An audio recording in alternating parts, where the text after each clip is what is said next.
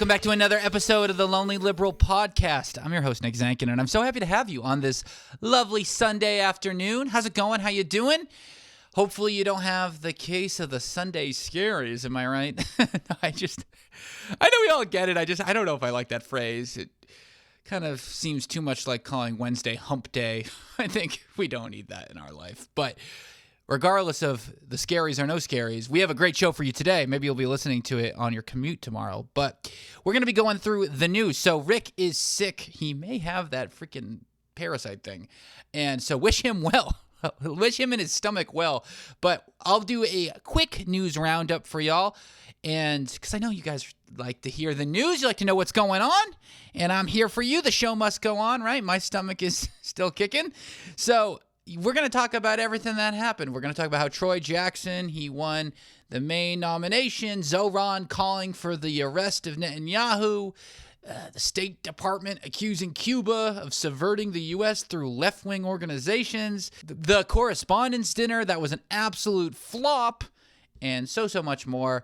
Make sure you like and subscribe, you rate, you review, you tell people about the show. I really appreciate everyone that does that. Remember, you can also email us at media@thelonelyliberal.com. That is media@thelonelyliberal.com. I'm so happy to have you here, and without further ado, let's get to it. All right, we got an interesting week of news to get through, so let's get to it. So the first story we'll talk about is that Mr. Troy Jackson, he wins the Maine Democratic Senate nomination, 566-5. The reason why these numbers are weird, like 600-ish, is the way they did it was delegates in Maine after Graham Plattner dropped out. So there were 12 candidates, who put their name in the hat in the ring, or whatever they say. And yeah, they all dropped out, and eventually Troy Jackson won. So who's Troy Jackson? For those who don't know, he's a Maine politician that's been kicking around for a while now. He actually just ran for governor and lost. But his messaging and values and kind of politics is quite similar to Plattner on paper in that it's very grassroots, it's very working class. You know, he's a logger. Plattner was an oyster farmer. I know those aren't identical, but it's speaking to the same vibe. And it's not surprising that Jackson has also gotten the Bernie Sanders endorsements, and those types of figures tend to gravitate towards Jackson. It'll be interesting to see if he can kind of piggyback on some of the very real momentum that Graham Plattner did have. Obviously, Graham completely fell flat on his face and completely ruined his campaign and potentially the lives of a lot of people. That being said, Jackson is different. I mean, obviously, Plattner had a very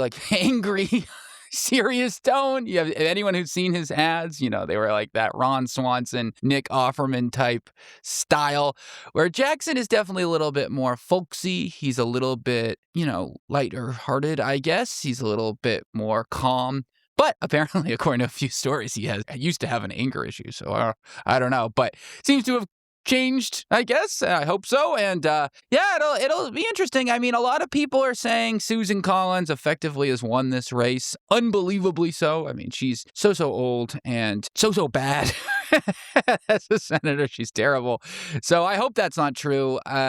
We'll see. I think it'll all depend on how much that, if or not, Troy Jackson can, build on the momentum that Plattner had. Because, like I said, Plattner not only Janet Mills in the primary a few months ago, he also fundraised her pretty significantly. And that really was just the messaging, the media campaigns, and just really communicating really clearly. So we'll see if Troy Jackson can do that. One interesting thing to keep an eye on is that, infamously, I guess you could say, I guess now they'll say we were right. Chuck Schumer, Gillibrand, they sat out the entire thing for Plattner, famously going for Mills. Now, this time, though, they did send aides to watch Jackson winning, and they did both endorse him. So that's interesting. Jackson has said that he won't back Chuck Schumer as the leader of the Democrats. Good. But it is interesting to see that maybe the more establishment Democrats will back Jackson because they see how important this race is. And it really is so important. Remember, Maine is the only state that Trump lost that has a Republican senator up for election. So you would think, just connecting dots that this would actually be a good opportunity for the Democrats. So I could see them putting their maybe judgments aside. Here's a story. Oh, wait, before we do. Oh, yeah. Here's a story that drove me nuts. So this week, the Energy Department admitted in court that it canceled 284 clean energy grants based solely on whether the state voted for Harris or Trump. Ugh, sorry, but it's just so awful. Talk about authoritarianism. I mean, it's crazy. So the University of California researchers did a class action lawsuit a couple of weeks ago for $7.5 billion because that's the amount of projects that were canceled. And effectively, in court, the DOE conceded there was no programmatic, statutory, cost reduction, or performance-based factor that led to the cancellation of these projects. And it's a disaster. I mean, and I know some of you don't care about clean energy as much as I do, or some of the people listening, but it is important to say that a lot of these projects, if you look at the list, weren't just, environmental focused, which I care about, but maybe you don't, or, emerging technologies or stuff like that you don't think is valuable or hocus pocus or whatever. A lot of these, honestly, a majority of these were about energy access, grid upgrades, transmission, storage, things of that nature. Things that are very, very much tied to energy prices and affordability.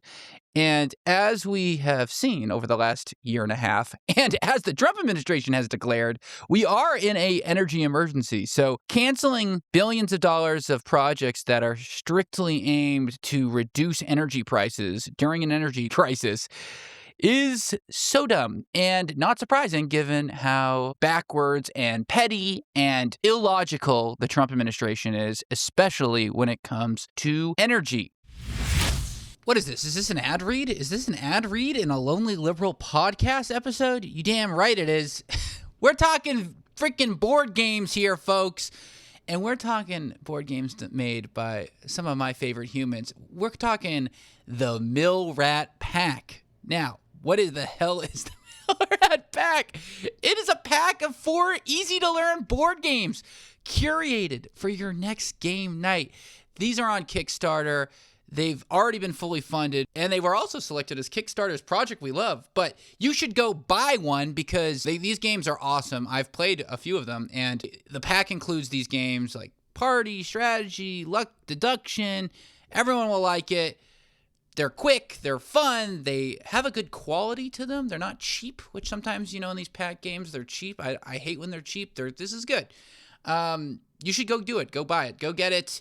I'll put the link in the description of the show wherever you're listening. And yeah, these are good dudes. Get a freaking board game. Come on. So this week, the State Department report came out that accused Cuba of subverting the U.S. through American left-wing groups. So this 100-page paper called Cuba, the Capital of the 21st Century Communism, came out. Marco Rubio, our Secretary of State, announced it personally. In that report, it named the DSA, CodePink, the National Lawyers Guild, Pastors for Peace, the National Network on Cuba, Hasan Piker, Ilhan Omar, all as people that are working through the Cuban government, I guess. And then it also claims that scores of still unidentified agents inside the U.S. government and hundreds of front groups. I mean, this is insane, guys. I'm sorry, but not only is this just like McCarthyism, Red Scare stuff that anyone who is old enough to have lived through the Cold War will recognize, but it's also like spooky because on the same end, this is now, last week, remember, they had said that they were going to treat left-wing terrorism with the same intensity as jihadism. And now you have these reports coming out saying this. You also have Cuba absolutely in shambles from the economic and energy embargo that the United States has put on it. So again, all ingredients to suggest that either the U.S. is going to do something like intervention-wise with Cuba militarily, or, God forbid, anything domestically. These are all the nuggets that someone would do if they wanted to do that. So I don't know. We'll keep an eye on it, but this Cuba story is definitely not going away, and it's not surprising because Marco Rubio specifically, this is like a pet project of his. He is very passionate about dismantling Cuba. So yeah, pretty freaky. So this week, Zohran Mamdani was in the news again, our lovely mayor of New York City.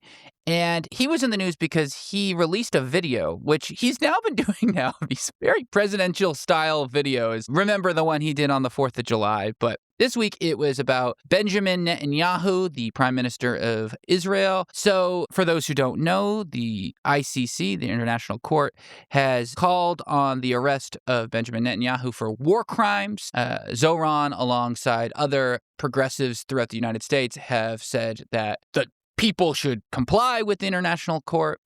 And so when he was running for mayor last year, right, Zohran, this was a topic that came up, was that if Netanyahu were to come to New York, would you arrest him? So Netanyahu is likely going to come to New York very soon. So I imagine this is what prompted it.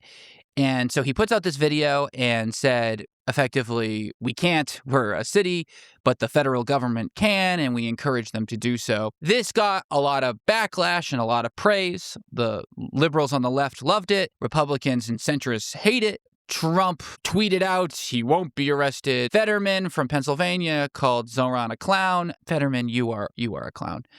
And yeah, Rubio also last week said that he wants to dismantle the ICC brick for brick. It's funny.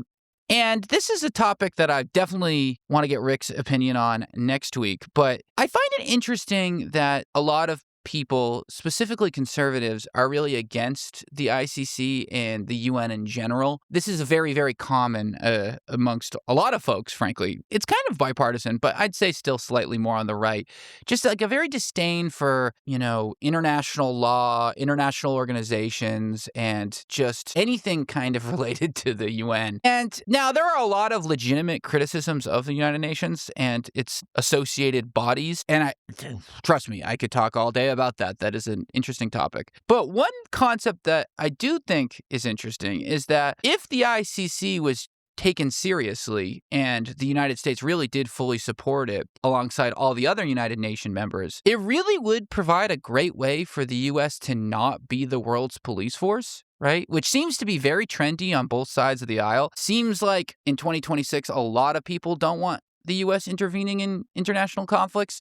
So a great way to prevent that while ideally maintaining human rights and making sure that human liberties are respected would be to have a respected and useful international court that we agreed on the charter with. Obviously, Marco Rubio said we wouldn't. We don't agree, on the jurisdiction of it and blah, blah, blah, blah, blah, and all that crap. But just food for thought that, if you want the U.S. to stop meddling with things, a great way that we could do that is by supporting the international bodies that are meant to prevent us from being the police force of the world.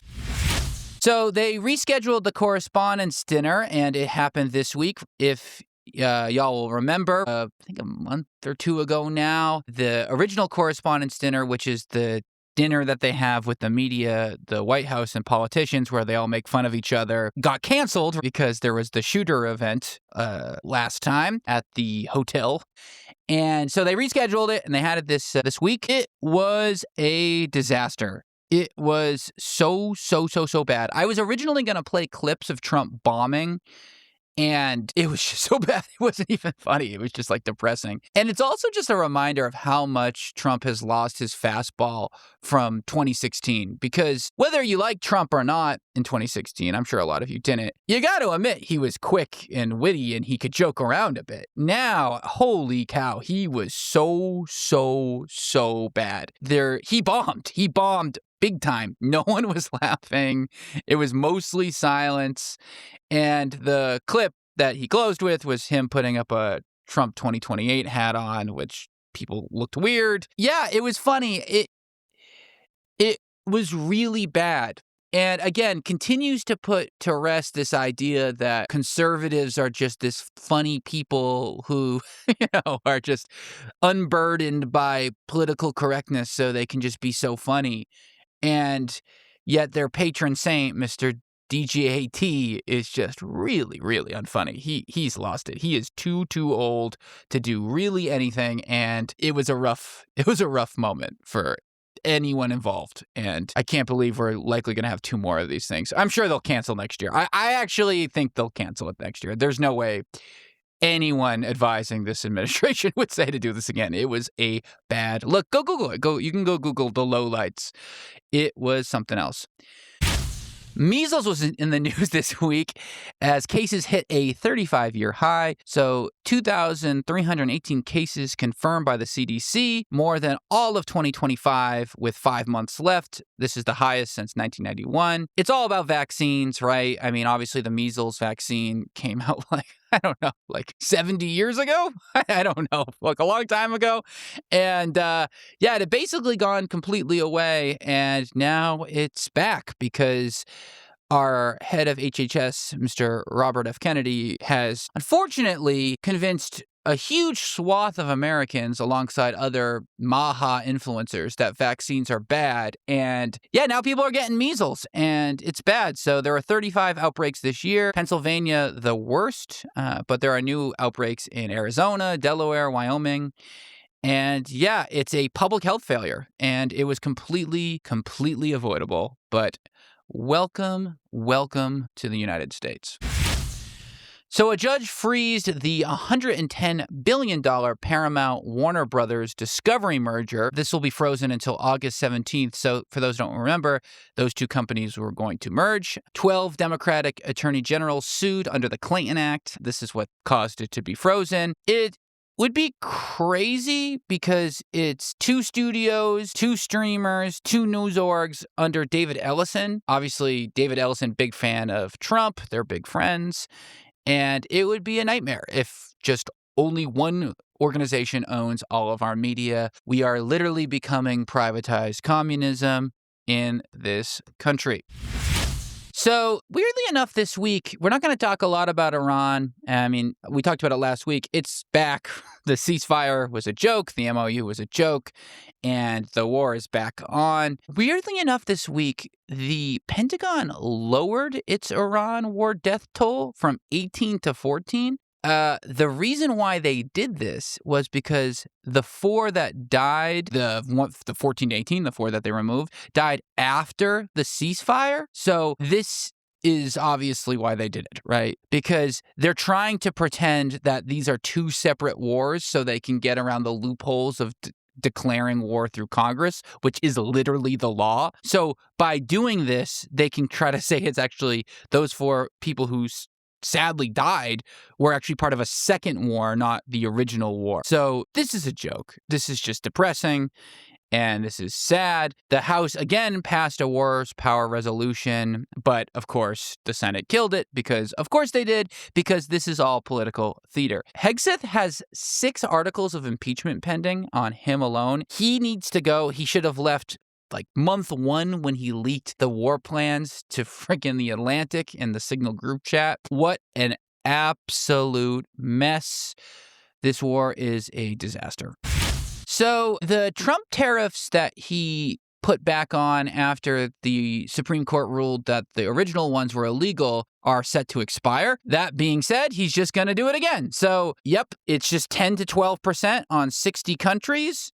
And there's no expiration date now. So now illegal tariffs are back, I guess you could say. And I'm sure eventually they'll be ruled illegal like the previous ones have been.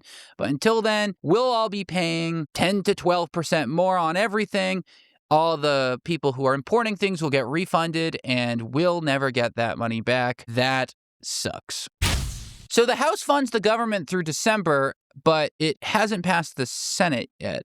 So the continued resolution passed 220 to 205. The reason why it won't pass the Senate is because inside that CR is the SAVE Act. Now, for those who don't know what the SAVE Act is the piece of legislation that Trump has been clamoring for that would require everybody to re-register to vote, needing to prove a birth certificate, provide a birth certificate or a passport. Now, this would be highly problematic to women who have changed their name and or people from the LGBT community who's changed their name, or frankly, anyone who's changed their name, and also would be introducing a poll tax, which is unconstitutional, and that is because you'd have to pay for the passport. So this ain't happening. No, everyone knows it's not happening. Trump won't stop because he thinks the only way to get the Republicans to win in November is to make sure a lot of people can't vote. That's what happens when the president has no faith in his own agenda or his own party.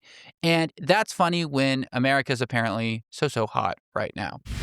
So ICE this week hit a record of 1,593 arrests a day. There were 43,000 arrests in June and 356,389 removals this fiscal year. So, yeah, I mean, if you're pro-ICE, maybe you're happy. I'm not, given how sloppy they are and how many people they've killed. It's pretty crazy that they've ramped up even after all of that drama back in January with the killing of Preddy and Renee Good.